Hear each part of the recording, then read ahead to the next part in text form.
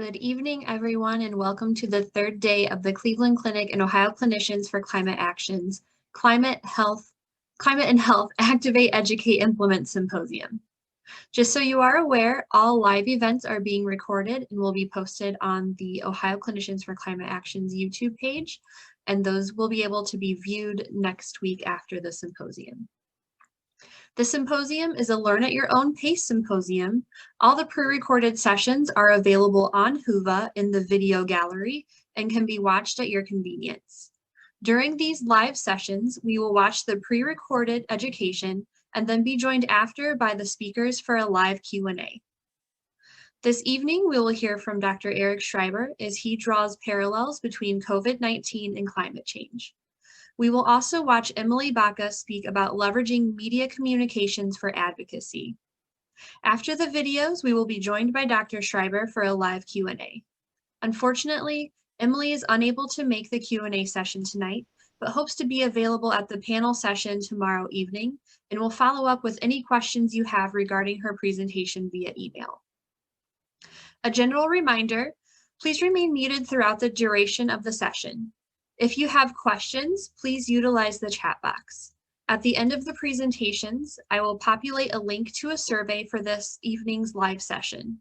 We invite you all to complete the survey as it provides the symposium hosts and speakers with valuable feedback.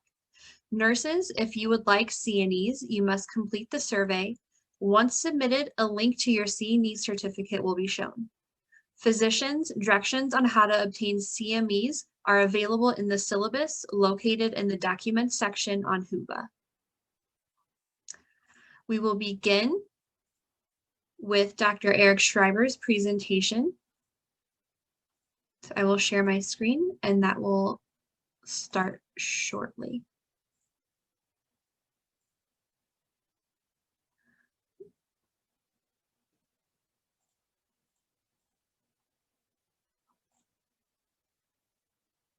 Sorry about this. I was having technical difficulties earlier at the afternoon live session, so I do apologize.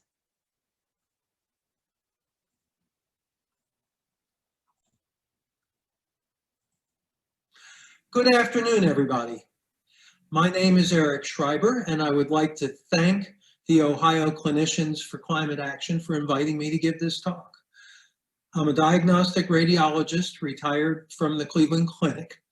My interest in global warming actually began when I was a kid.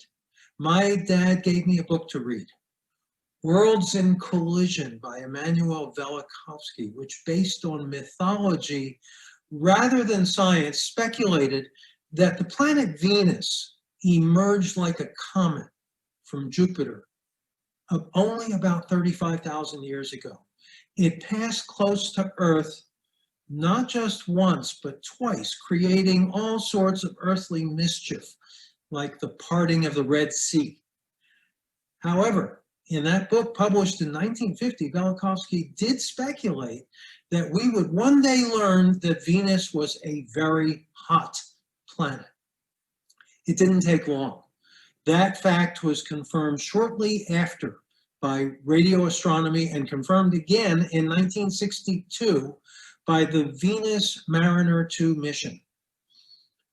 Through a series of knowledge iterations on my part back in the 1960s, I became interested in global warming, not only on Venus, but also here on Earth. I have maintained that interest since then. In 2006, I had the honor of an invitation to travel to Nashville, Tennessee for a long and intense weekend with Al Gore, numerous climate scientists, and public speaking coaches. The purpose of the session was to create public speakers on climate change. Since then, I have given over 100 presentations. Today, I've been asked to give a presentation quite different from my usual, comparing the nature of climate change to the current COVID crisis. So the scope of this talk is limited. It won't be the most important talk you hear during this conference. I learned a lot by creating the talk, though, and I hope it's beneficial to you, the listeners. Okay, so we are going to talk about the parallels between these two very different things. And I would start out just by pointing out that 19 of the 20 hottest years on record have occurred since the year 2000. The exception being 1998, where you see this little mosquito, and we will get back to her momentarily. But I would also point out that the 5 hottest years since reasonably accurate records have been started to be kept in 1880, the 5 hottest years on record have been the last 5 years. The exception, 1998, was a stinking hot year. It was the hottest year on record at the time. And that was not just due to climate change, it was also due to an El Nino event that was totally out of the ordinary and made that the hottest year that was ever on record. And it is not a coincidence then that in 1999, the West Nile virus began to take hold in the Chesapeake Bay region and in the New York City metropolitan area. Now, it was undoubtedly North America had been exposed to the West Nile virus before then, but in 1999, it had been hot enough for it to actually take hold, and then it quickly expanded all the way across the country and into Canada and into Central America. And I would point out that just this past August, we had a temperature record of 130 degrees Fahrenheit, which is possibly the hottest temperature ever recorded on planet Earth. And I would also point out to you that is the same temperature that we cook meat to get it medium rare. And in fact, if we are left outside in those kinds of conditions, we too will find ourselves cooked to medium rare. Now, if we talk about parallels, well, if you look at the symptoms, and signs, the final common pathway for heat exhaustion and heat stroke compared to COVID-19, not surprisingly, there is a lot of commonality there. But the most striking thing in common that I found on several fronts between these two things was exponential growth. And we've been seeing a lot more exponential curves lately as we read the literature about COVID-19. Most of you are certainly familiar with or may even have worked with the products of exponential growth. But I do want to talk about it because it's an important commonality. Now, all natural growth shares a common equation. You can change the constants, you can change the units, but this is the general equation for exponential growth. And while we're all familiar with it, we humans have a bit of trouble sometimes visualizing how vast exponential growth or exponential decay can be. So I wanted to go ahead and just show you this example. And what we're going to be looking at is a distance here. We're going to start with a 10 centimeter distance and take it through 14 orders of magnitude. So here we go. 1 centimeter, 1 millimeter, 1/10 of a millimeter, and then we're down to the microscopic cellular level. And as we keep on going, we're down to chromosomes, DNA, the molecular structures. And as we pass through the molecular structures, we find ourselves actually in the outer shells of atoms. And then we plunge all the way in to the nucleus. We are now subatomic, all the way down to quarks. That's 14 orders of magnitude. 1 femtometer And then we go back quickly, back up through all these levels again, through these 14 orders of magnitude, and back to 10 centimeters. Well, that is exponential decay. And you can see up in the corner, here's an equation for that curve. We started at the point 0, 10 centimeters at 0 time. At 3 seconds, we were at 1 centimeter. At 6 centimeters, at 6 seconds, we were at 1 millimeter, etc. And then the curve became indistinguishable from the baseline all the way out to 42 seconds and 14 orders of magnitude. If we take a look at that in reverse, starting at 1 femtometer at 0 time, at 3 seconds, we have growth up to 10 femtometers. And if we change the units on the curve, at 6 seconds, we're at 100 femtometers. And then I pose the question to you, how far up this graph, how far up the y-axis is the end of this curve at 42 seconds and 10 centimeters? Well, the answer is 2 astronomical units. That is, we have to go up twice the distance from here to the sun to get to the top of this 14 order of magnitude graph. Okay, so let's talk about the virus for a minute. The virus presented itself with exponential growth. Here you can see the curve. Here's the equation for this curve. We've got days on the x-axis, and we have total number of coronavirus cases in the United States on the y-axis. And you can see this is looks like an exponential curve, at least initially. If we switch over to carbon dioxide emissions from fossil fuels, well, we've changed the units from days to years. We've changed the units on the y-axis to billions of tons of emitted carbon dioxide. But we have a recognizable exponential curve. And here are those 2 curves allowing for differences in units. You can see the similarity, and just to prove that point, you can practically superimpose those 2 curves. Now, what's the biggest problem with climate change? Well, we know it's carbon dioxide.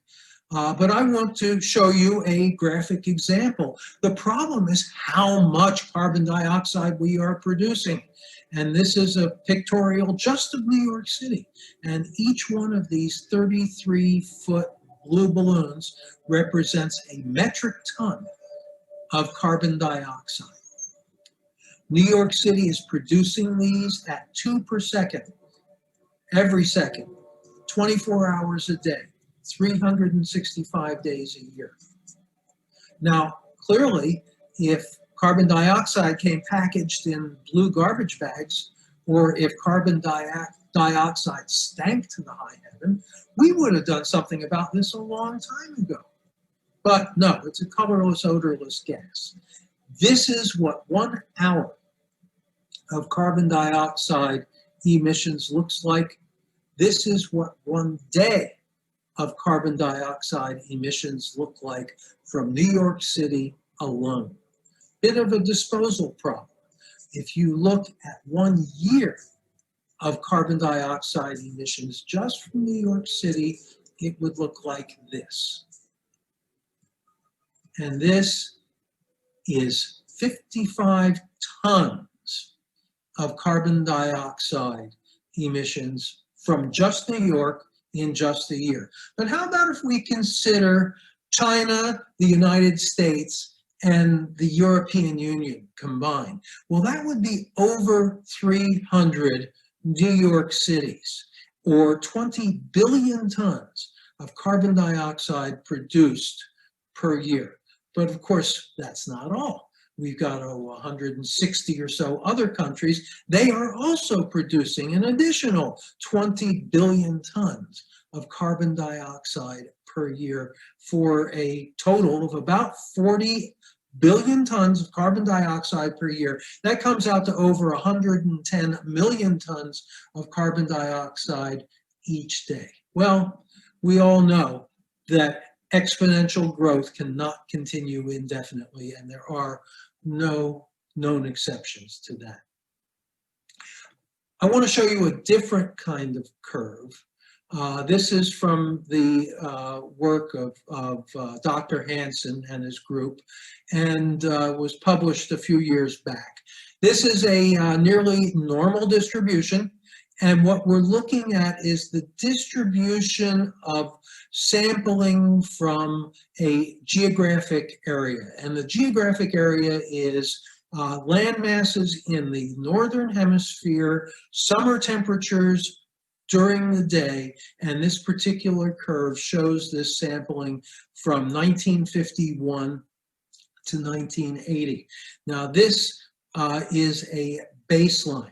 I would point out to you that on the x-axis we have temperature, but instead of the usual degrees, the units are standard deviations. And I will remind you that 68% of the sampling falls, by definition, within one standard deviation of the mean in a normal distribution.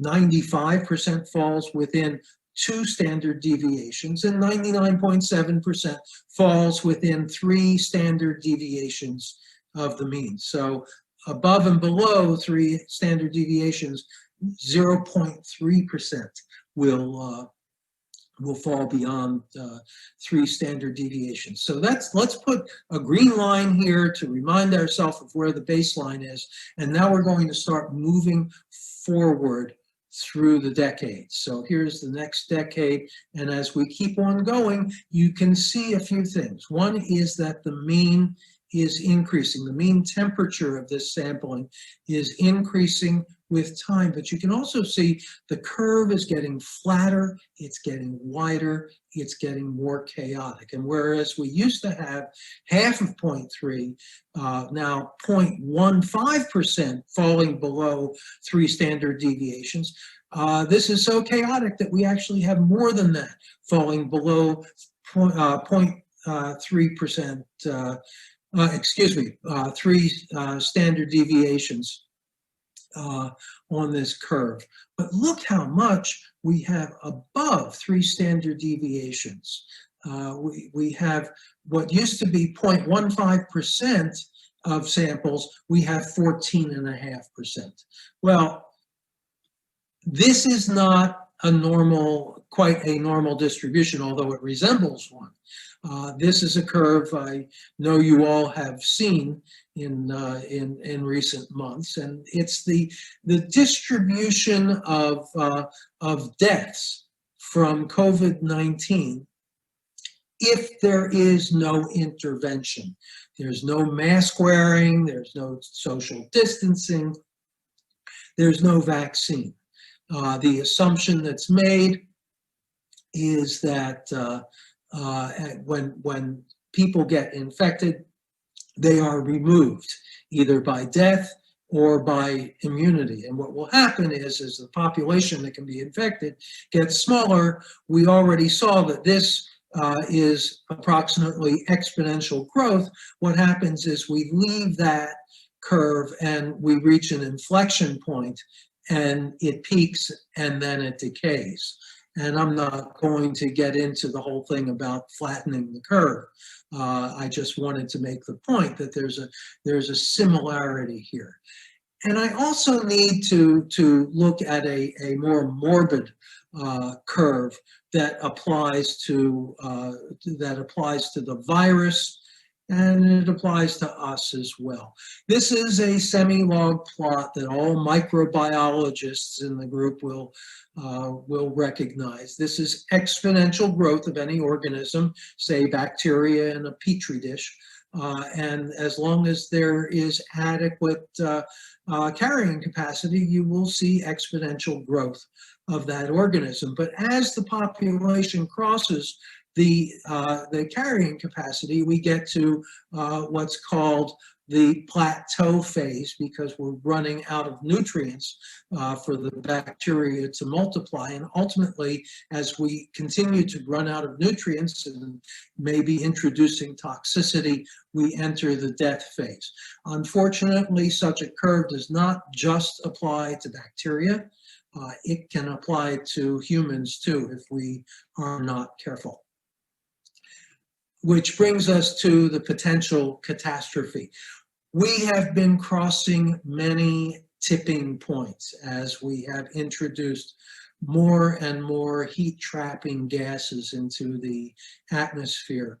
And we don't know exactly when we will cross a sufficient number of tipping points to have catastrophic and irreversible changes happening that could result in the demise of our species. But we do know that somewhere around 1.5 to 2 degrees Celsius above pre-industrial average temperature, we get into that severe danger zone where we could get into an irreversible crisis. Well, obviously that's the bad news. But so I do want to talk about the solutions that we have at hand. And when I do that, you will recognize the shape of the curves.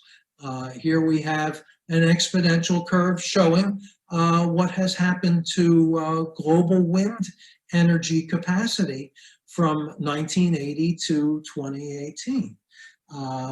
In terms of solar photovoltaic installations, same thing, exponential growth. And there's a particularly dramatic example of that I'd like to share with you, the Chilean solar energy market. Very dramatic exponential growth. And when we shrink that down, we can actually see the shape of that curve. How about storage capacity? We're going to have storage capacity to make renewable energy successful. Well, this is what's happened from 2011 to 2016, and you can recognize the exponential shape of this curve. The units here are energy in gigawatt hours. We're going from 0 to 3. What if we change the scale of this completely?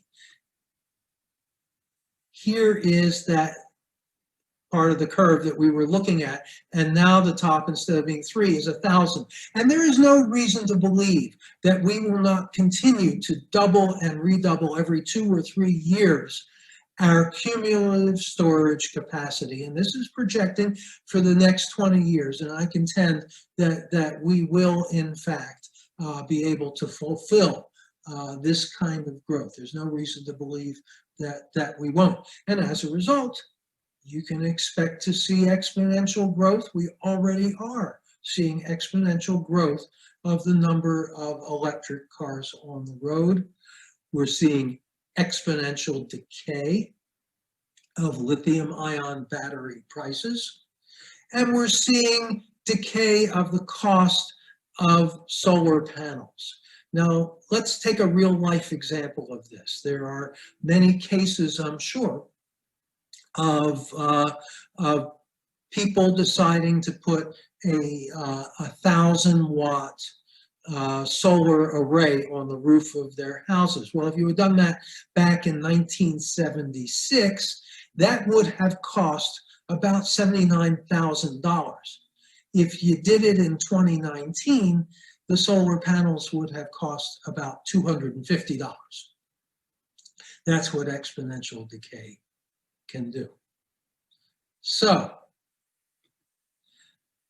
in closing, I would like to remind everybody that this is not the time to panic. This is the time to act while we still can. Making big changes in the way each of us lives is simply not going to be enough. Changing light bulbs simply will not cut it. We are going to have to act collectively to stop the powerful interests that will do whatever they can to disrupt our efforts. These are extraordinary times. Preventing ourselves from being overrun by climate change may be the most important task in all of human history, and it has fallen upon us to do it. Pandemics? Well, pandemics come and pandemics go. We have seen many throughout history. On the other hand, mass extinctions are forever. We have entered into what is commonly regarded as the sixth mass extinction event. And as we all know, we humans are causing it. Arguably, we are only the second life form in history of our planet that has caused a mass extinction. Now, what was the first? I hear you ask. Cyanobacteria were the first. Cyanobacteria were responsible for the great oxygenation event, which occurred in the sea about 2.5 billion years ago. These organisms stumbled upon photosynthesis and thrived as a result.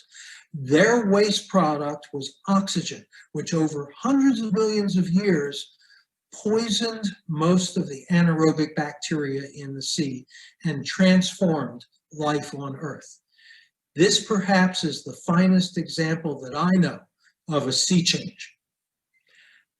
Our current sea change of climate is occurring over decades, not hundreds of millions of years. And we have the real potential of driving ourselves to extinction, or perhaps irrelevance. We need to move fast. I leave it to other speakers at this conference to discuss how we will do that. If we fail, then everything else we have worked for will be destroyed. Those who came before us didn't understand the severity of the problem, and those who come after us will be powerless to do so. But for us, there's still time. In this country, we do not have government by the majority. We have government by those who participate. We all must participate. And I thank you for listening.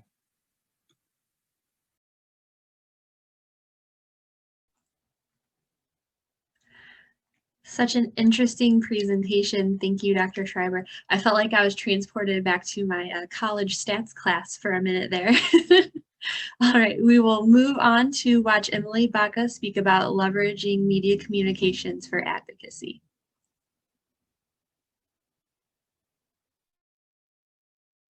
Hello, everyone. My name is Emily Bacha, and I serve as the Director of Communications for the Ohio Environmental Council. For more than 50 years, the Ohio Environmental Council has worked to implement forward-thinking, science-based, pragmatic solutions to secure healthy air, land, and water for all who call Ohio home. More importantly, we've added democracy to our portfolio of work because we know that we cannot have a healthy environment without a healthy democracy. As the Communications Director at the OEC, it is my job to message out on this important mission to all Ohioans, as well as our policymakers. Each and every day, I am leveraging media communications for the advocacy work that we do to ensure a healthier environment for all. And I'm happy to speak with you a little bit about those skills today, and again, leveraging media communications for your advocacy work. So today we're going to review a couple of different pieces. We are going to go from the personal to the professional to the public. So telling your personal story about why you are interested in the work to create a healthier climate and a healthier environment for all Ohioans. We're going to shift to how to be a trusted messenger. Clinicians and primary care doctors and providers, you are all trusted messengers already, so we're going to hone in on the ways in which you can really leverage those facts as well as your position as a trusted messenger to communicate. And finally, we will go to the public and how you are connecting with the media. So first, let's talk about developing your story. This may seem slightly out of order when we get to the middle part of our presentation, but the story is foundational to your advocacy work. You are here today because you care about advocating for the climate, I'm guessing, and that you care about the climate climate's impacts on health for your patients and the communities in which you serve. What drove you to attend today? What drove you to care about those issues? There's a story there, and again, that is foundational to all advocacy work. Let's get into sharing why you care, and I will first share a story about why I care. I feel incredibly privileged that I grew up in the Forest City, Cleveland, Ohio. I had a family that encouraged me to opt outside at a young age, and that really sparked a love of the great outdoors. One of my most vibrant memories as a child, though, was when the great outdoors was threatened. I distinctly remember that they were fixing up the street in front of our house, a red brick road, tall trees on either side, really out of a storybook. And when they said that they were going to come down our street and not only take out all of the red brick, but take out all of the trees along the way, I was devastated. I was about 8 years old, and I took that devastation and knocked on the mayor's door down the street and said, "Mayor, why are you taking down these trees?" And he encouraged me to write a letter to our city council and to encourage others on our street to do the same. And so 8-year-old Emily decided that it was time to start a campaign to save the trees on our street.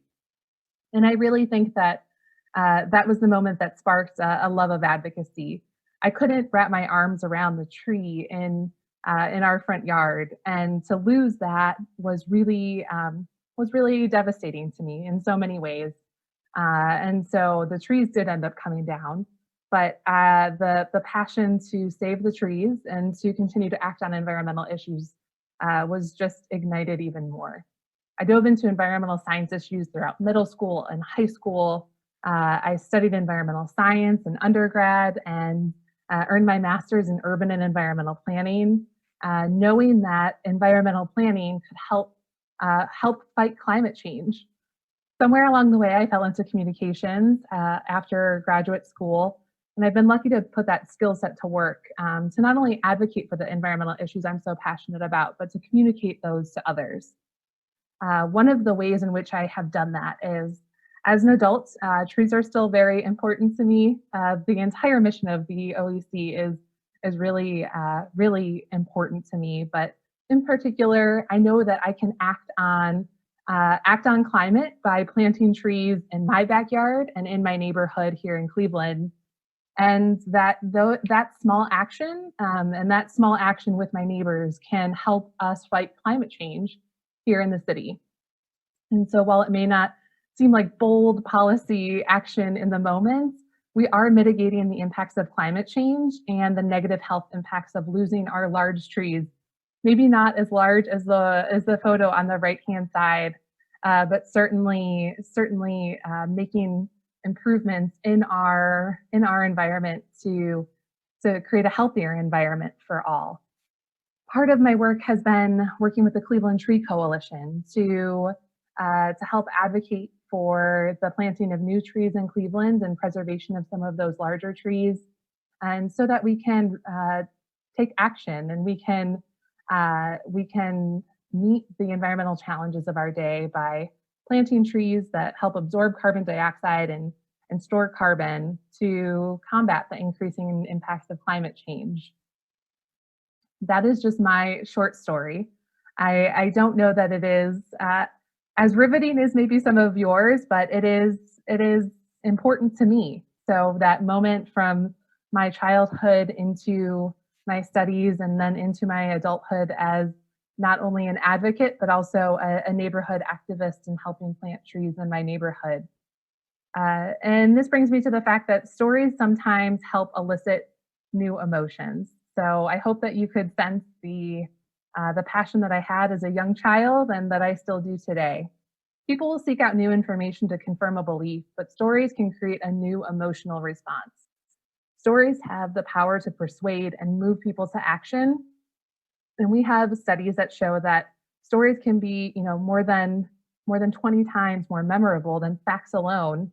And that can really help you and I make the case for why a policymaker should stand behind a cause, whether that is planting new trees to combat climate change or another really important policy angle. Stories are a powerful advocacy tool. They can change hearts and minds that facts might not be able to do. Stories can direct people's attention and bring issues to life and really create that palpable sense of connection that is so important when we are advocating for such big issues. So I will say it again, your story is foundational to your advocacy. And we'll touch on this a little bit later, but just wanting to help you craft your story. Here are some different elements in which you can start to think through how to craft your story about what brought you into this movement to combat climate change as a clinician, as a healthcare provider. You can be the hero of your own story. It is okay. So let's go through these moments or go through these elements here. Who is the hero of the story? What makes the hero relevant and relatable to the audience? Where and when is the hero at the beginning of the story? This could be you. This could be a patient. This could be a provider in your network that you are close to. We should talk about the conflict. What creates conflict in the life of the hero? And what spurs them to action? What is that moment that makes them say, this isn't okay and I want something better for myself, my community, my environment? What is the challenge? So where are there complications and barriers within that challenge? Let's talk about the choice. What changes the direction from the challenge? So that choice that the hero makes in the story that says, I'm not going to stand by, but I'm going to take action. And that outcome, what happens as a result? And finally, crafting your story, it's always great to end with a solution. What has the hero gained or learned? What can others learn from the story? And what action are you calling for? So if I had shared my story the way that I had prepared originally, but didn't necessarily deliver on, I would have called on you as our audience to think about a bold policy action that you can take in your city, in your neighborhood, in your region to combat climate change. And for any of you in Cleveland, I would encourage you to reach out to the Cleveland Tree Coalition and to really dig in on ways in which we can reforest the forest city. So again, just reviewing those story crafting elements. You should talk about the hero, the conflict that is presented, any challenges along the way, the choice that the hero is making in the story, the outcome, what happens when the hero makes that choice, and the solution in the end. And making sure that you add in, again, that action that you are calling for. The story is foundational to your advocacy message. But let's talk a little bit about crafting your message and utilizing your position as a trusted messenger. I work in communications and I rely heavily on trusted messengers to help us share out the message about why we need to take action to protect the air, land, and water for all Ohioans. You are a trusted messenger. Clinicians are among the most credible messengers on the importance of environmental protection and climate action. There are specific studies that cite that primary care doctors are widely trusted for information about climate change, and then Americans respond to messages about climate change that emphasize public health. Americans trust their doctors and other health professionals as credible informants on climate change. You have the potential to reach and motivate a vast and diverse population of Americans to also take action on climate themselves and help protect their health. So one of the ways in which you can refine your methods of talking about climate and health as a trusted messenger is to follow these guidelines set out by a publication and study done by Eco America and Climate for Health in 2016. There are a number of tried and true methods that the researchers walked through to see what climate messages stuck, how they stuck, why they stuck, and this is the listing of those tried and true methods and the order in which they should be deployed when talking about climate and health, again, as that trusted public messenger. So you should start with people and stay with people in your messaging. Putting people first and conveying climate action as a moral responsibility to protect families' health works. It helps people relate not only to this large topic, but to put themselves in the shoes of those that you were chatting with. You should connect on common values. And this involves not only understanding the audience's priorities, concerns, and values, but then relating that into your story. So common values such as family, community, our choice and freedom, as well as our health and fairness, creating an equitable climate for all. Those are powerful motivators and connectors that you can chat more about in your work when you talk on climate and health. That is a tried and true method. It's okay to acknowledge ambivalence. So people approach climate from different perspectives and have different levels of concern.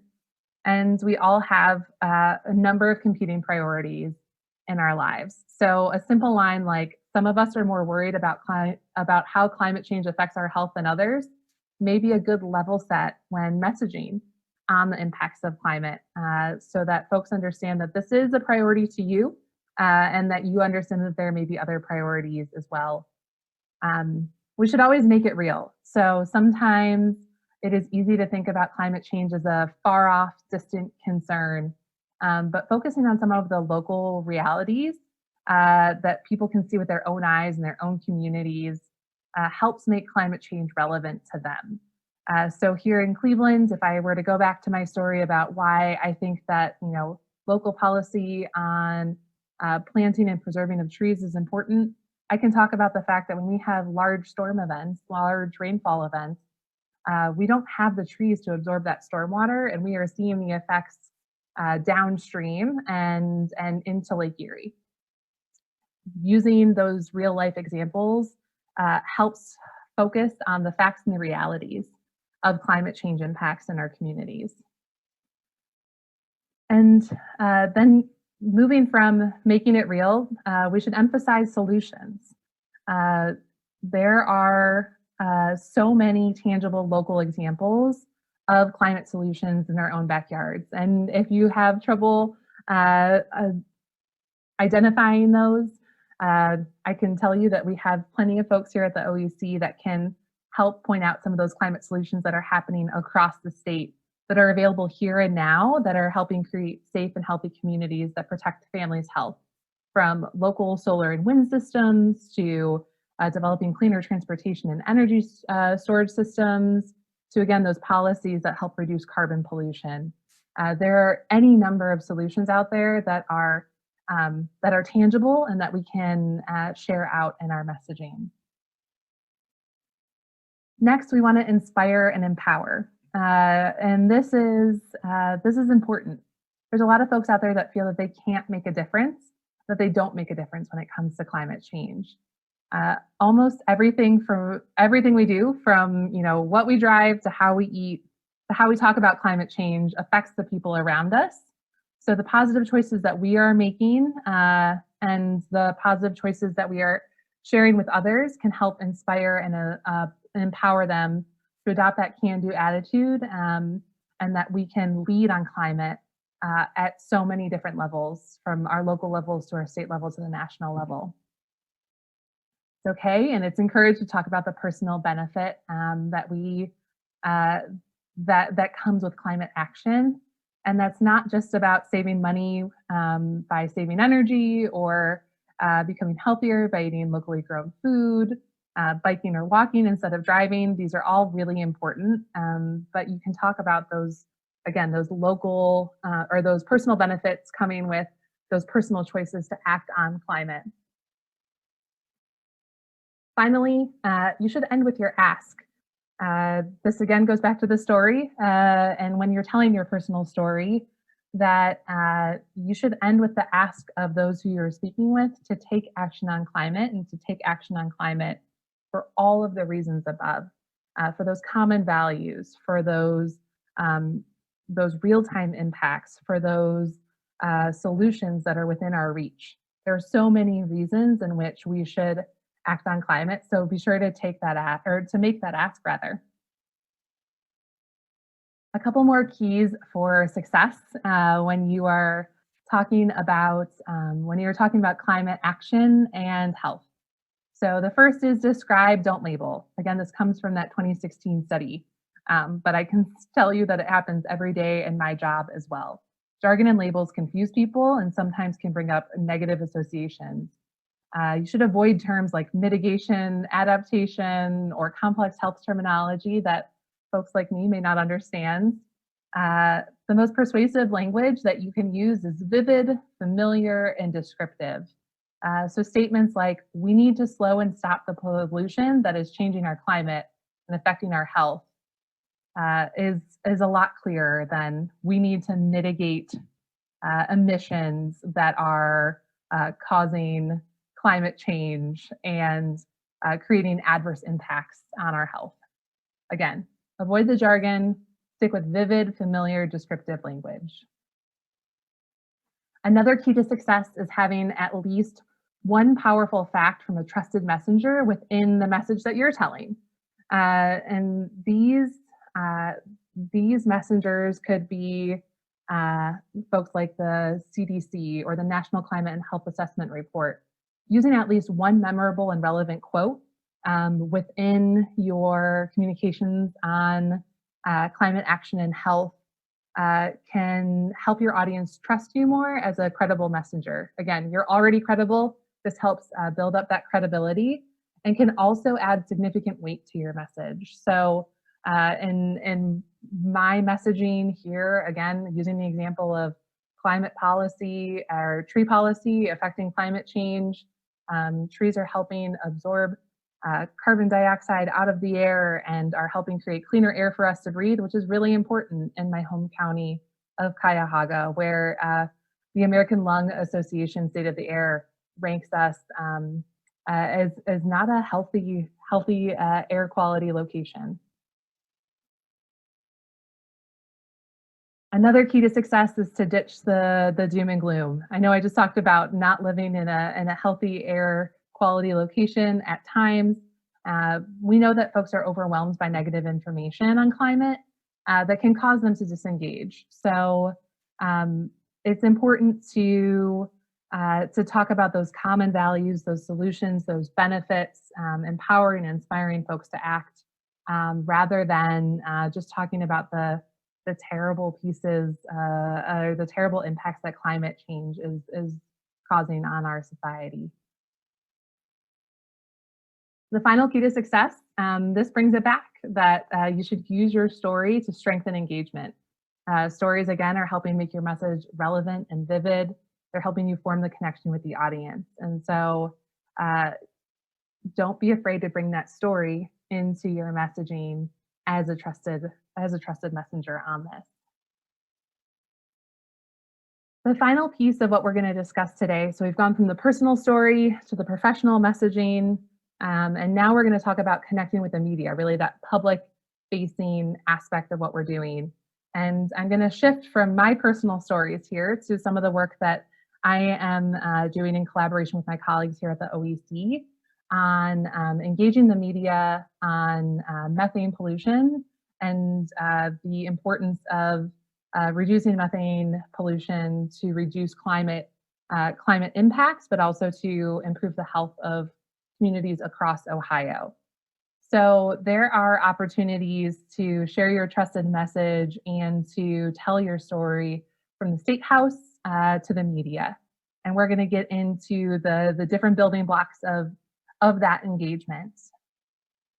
The first is the facts. So when I am messaging out on the impacts of methane pollution, these are my facts that I am sharing out with members of the media, and that my colleagues are sharing out with members of the legislature and members of Congress. And you can take a moment to read these here. But the basic highlights are more than 3 million Ohioans live within a half-mile of oil and gas development. Methane is a primary component of natural gas, and it's a potent greenhouse gas that is importance occur, and that when methane escapes from oil and gas development, it comes with other hitchhiker air pollutants that can cause life-threatening asthma attacks, aggravate respiratory conditions, and also increase a person's risk of developing cancer. When I am engaging with the media on this work, I also talk about the policies. So we have our facts in our back pocket. We want to talk about the policies in which we need to help protect our communities from the impacts of climate change and from exacerbating those impacts. So one of the policy pieces that we've been paying close attention to is the EPA's new source performance standards on methane emissions. And in August, we found out that the Trump administration had finalized its rule change eliminating methane protections from this new source performance standard. So we took those facts that we had and combined them with the policy that we were advocating for in a statement out to the press. This was a proactive press statement for us to share with the media, sharing our perspective on the issue. There's also the story piece of this. And so what is important to note here is that we can take our facts, we can take our policy, and we can weave in stories to help tell that larger story. And so there are two examples here, and I don't know that I have time to share, but we'll be sure to share these out in the Whova app for you. Stories from Jenny and Rebecca on the impacts of oil and gas development in their specific communities that are impacting the health of their family members and their community members. And so oftentimes when we get media calls or when we are advocating at the State House, we are trying to share these stories that, again, help make our policy advocacy real. And there are any number of examples of these stories from, our conversations with Energy News Network, Allegheny Front, Reuters, on specifically these methane rules. Again, we do this for all of our advocacy areas at the OEC, but this is a really great example of how we take facts, policy, and stories and weave them together when engaging the media. And with that, I think there are two pieces on media engagement, two general media engagement strategies that I want to share with you as we're closing out our session. And so there are proactive media engagements and reactive media engagements. And so a proactive media engagement may look a little like that press release that I shared just a moment ago, where we are developing a pitch, whether that's a press release or a media advisory, inviting the media to an event where you are speaking about the pieces of advocacy or the policy pieces that you want to chat about. You are sending that media engagement out to the press, and you are following up with them to make sure that they are covering that event. The second piece is reactive media engagement. And this is when a member of the media calls you and they ask, Dr. Bacha, I need to know more about the health impacts of methane pollution in Southeast Ohio. And so my strategy when I get those reactive or when I get those media calls and have to react is to first pause, get more information, check the media source, see what the journalist has written before, and ask about their deadline to make sure that you are preparing as much as you can before engaging with that member of the media on the subject matter. You can develop your key talking points in collaboration with colleagues or with the Ohio Clinicians for Climate Action Network. And then you follow up with that reporter on those specifics. Host that conversation, talk about the importance of your advocacy pieces, and then follow up with resources should they have questions.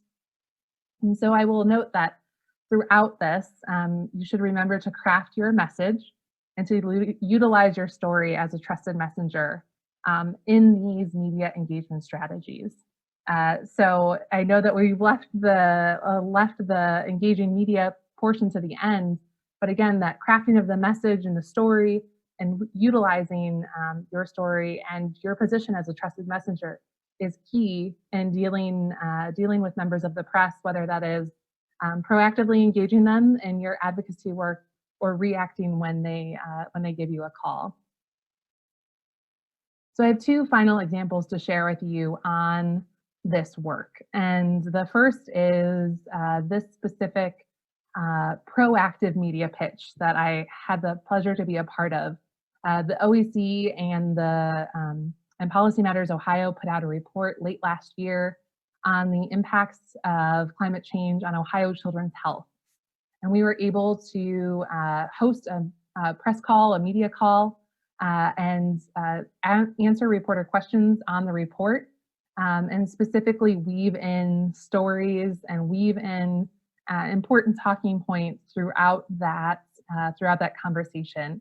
And so you can see here on the slide from this report from Columbus Underground, also covered in the Columbus Dispatch and Cleveland.com, that we had Dr. Aparna Bowl, a member of Ohio Clinicians for Climate Action, talking about the importance of accelerating our transition to a clean energy and transportation options to act on climate now. Certainly, she expanded upon those in our press call, but really great quotes selected here. And our executive director, Heather Taylor Measley from the OEC, was on that call as well. And she was able to talk about OEC's advocacy work, and specifically talking about the need to strengthen regulations to cut methane emissions to make sure that we have cleaner air to breathe for all of Ohio's communities. So this was our proactive pitch. We put together that media alert. We invited media to a press call. We shared out the report, had our talking points aligned, and were able to get some good coverage on this really important report. The last example I'll leave you with is a really exciting example for me as a communications director. It's not every day that you get a call from the New York Times, but we did in December of 2019. There was a report that there was a methane leak at a specific blowout that had happened in 2018, and they wanted to know our perspective on that case. And so we paused.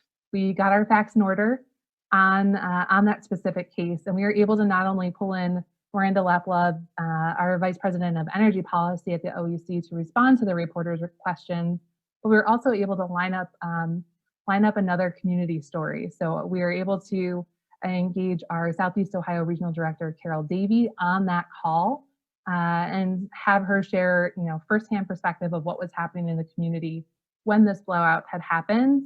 And together they were able to weave those policy talking points, weave their stories together to inform this story on a really serious issue, but also use that platforms to advocate again for strong methane emissions regulations, not only in the state of Ohio, but nationwide.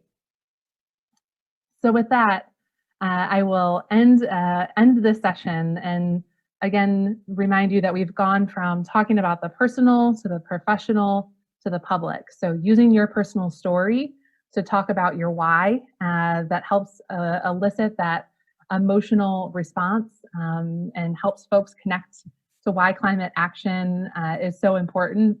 To utilize your position as a professional communicator and professional climate action taker. Again, going through those steps that were outlined for us on how to best talk about climate change with your patients, on panels, things of that nature. And finally, going public, talking with the media about some of these specific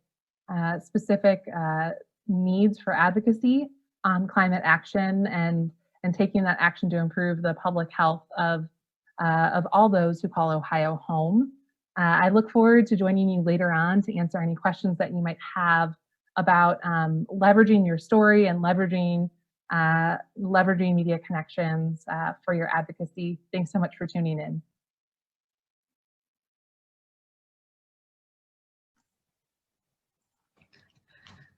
Great step-by-step details on how to advocate, use your story to advocate for climate mitigation. So now, if you have any questions, please remember to type them in the chat box. And as a reminder, unfortunately, Emily won't be joining us today. She does hope to participate in the panel session tomorrow. If you have questions, we can get them answered then, or we can email you any answers to your questions that you may have had for Emily. So at this point, please type your questions in the chat box. And also note, I will be inserting a survey link. Everyone, as I mentioned, is encouraged to take the survey. It provides feedback for both the Cleveland Clinic and I to see where we can provide education in the future, and also provides feedback for our speakers. Anna, I would point out that I'm online to the folks here, and we only have a few minutes. If you don't have any questions regarding what I said, a free conversation about anything regarding climate change. I usually give talks about a far broader set of topics than the ones that I spoke about, and I welcome any discussion, questions, issues, anything anyone wants to talk about besides what I discussed in my particular talk. So I had one just in the research you did for this talk, specifically the parallels. Do you think that if unchecked, climate change will increase the prevalence of these, like once in a lifetime mega pandemics like it has for once in a lifetime floods or fires? The short answer is yes. It's already happened. The example that I gave for West Nile virus is classic. West Nile virus was an African disease that thrived in Africa, but because the climate was inappropriate in North America, it could not spread until the year 1999, which followed the massive El Nino event of 1998-1999 winter.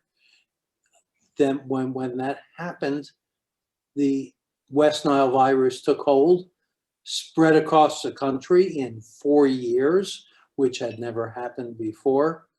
Another example of that is the Zika virus, which I didn't talk about at all, but is a classic example of an infectious agent that's spread in large part due to climate change and another El Nino event that occurred a few years back.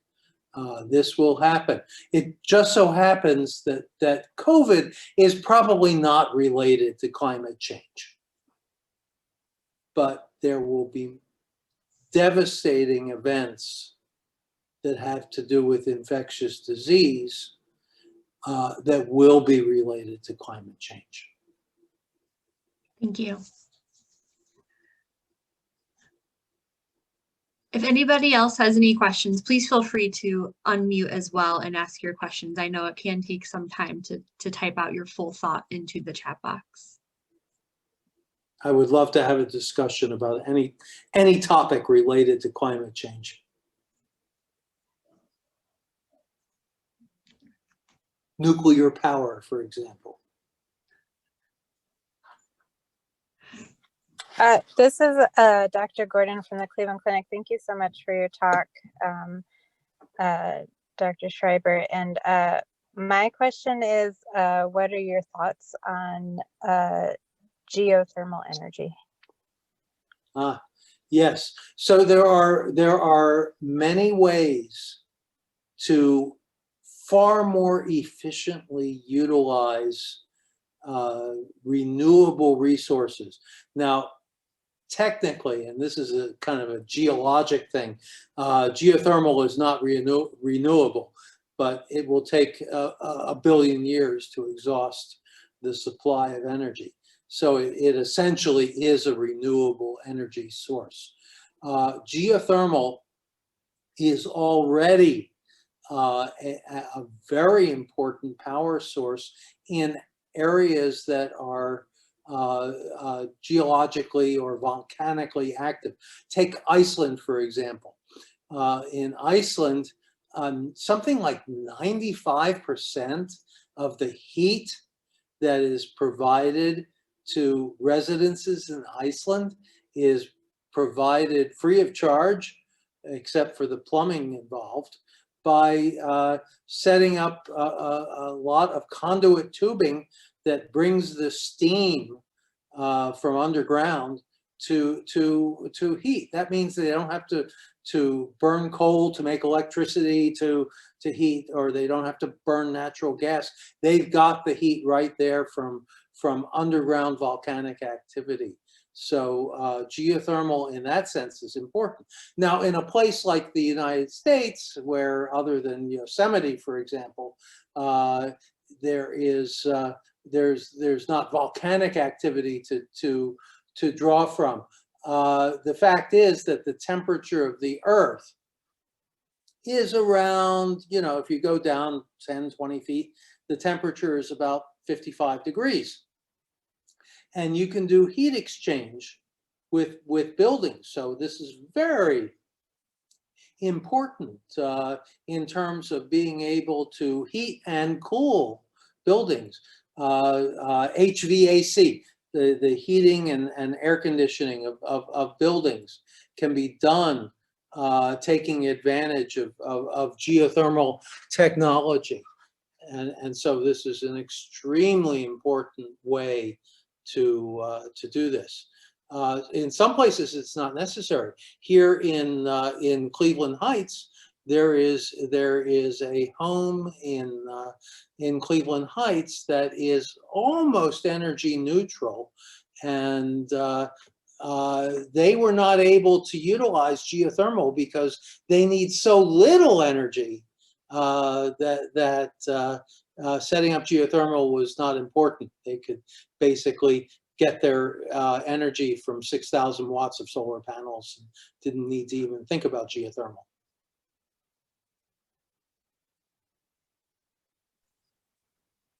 Thank you for that. I have a question. So I don't know if you will know, but one of the arguments my dad and I constantly have is about wind energy and what it takes to manufacture the windmills and where they go after end of life compared to the useful life of the actual windmill. Huge issue. Thank you for that.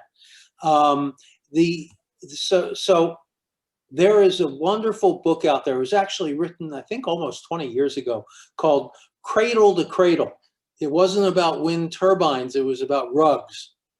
And, why do you get a rug? Do you get a rug because you always wanted to own a rug? No, you get a rug because a rug provides services.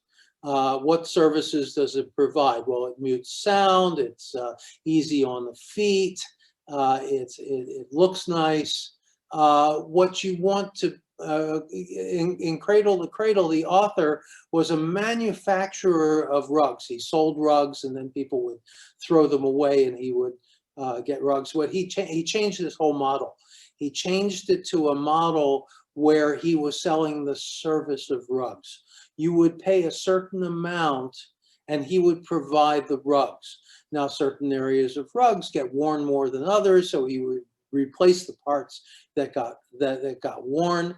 The rugs themselves were designed in such a way that the materials could be recycled. He could save money turning old rugs into new rugs. It was the service of rugs that he was providing rather than the rugs themselves. The same is true in essence with wind turbines, where you want the energy. Who cares about the wind turbines? It's a means to the end, and so what you need to do is design the wind turbines in such a way that they are that the actual components are renewable, and furthermore, the fact that yes, there is a price. There is a price to be paid in the manufacturing process of the turbines and in the ultimate disposal, if you will, of the turbines. However, there is a huge difference, and that is when you get remember the commodity that you're after is energy. And so if you get your energy from coal during the 20-year or more like 50-year lifespan of the coal power plant, you have to constantly keep on feeding it more and more coal. You have to mine the coal, you have to do all the things involved. In the case of wind, hey, it's just out there. All you have to do is devise the equipment that can harness all that energy. And if you do it right, if you think it through, it's not even close. The amount of energy needed, the amount of damage done by deriving that energy from wind is far, far less than coal or natural gas or even nuclear sources. So yeah, I mean, that's an easy argument to win if you present the facts and the data, and it works out well. This is Dr. Gordon again. I have one more question related to the energy. What do you think are the biggest obstacles in scaling energy projects that that we might hear about? I know there's certainly regional differences and opportunities and costs, but things, you know, like hear about bacterial components, you hear about, you know, like how can bacteria help us do things, you hear about how can algae, you know, help generate energy. What are the obstacles in scaling these types of endeavors up to such that alternative forms of energy, whatever they are, will become the cultural norm? It's already happening. I can't speak a whole lot to algae as a source. I've been reading a little bit about that, but I'll tell you, as I mentioned in my talk, the exponential growth of solar panels and wind energy is such. I mean, already in Texas, a kilowatt hour of electricity generated by wind costs substantially less than that same kilowatt hour of electricity generated by coal. What's involved, of course, is scaling it up, and that's happening. And this gets back again to exponential growth, where we are experiencing right now, as we speak, doubling times of 2 to 3 years. You know, if you only have a little bit and it doubles in 2 or 3 years, that's not much, but it doesn't take long before that becomes huge. I think about the graph that I showed you, where energy storage is way down, but you've got Elon Musk and folks like him creating these gigafactories that are producing batteries in volumes that are larger than have been produced in the history of humanity in a year. And you're going to see every year, you're going to see that same thing. Oh my God, it's more than it was in the history of next year, and it's more than it was in history the year after that. And then that's what exponential growth is all about. And so I do not see that we are failing to scale up. We are scaling up. The question, of course, is whether we will scale up fast enough. And the major resistance to that is not the technology, it's the political will.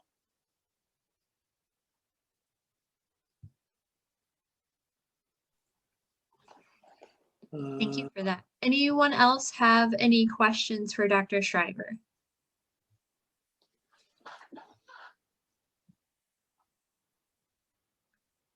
Well, then, thank you.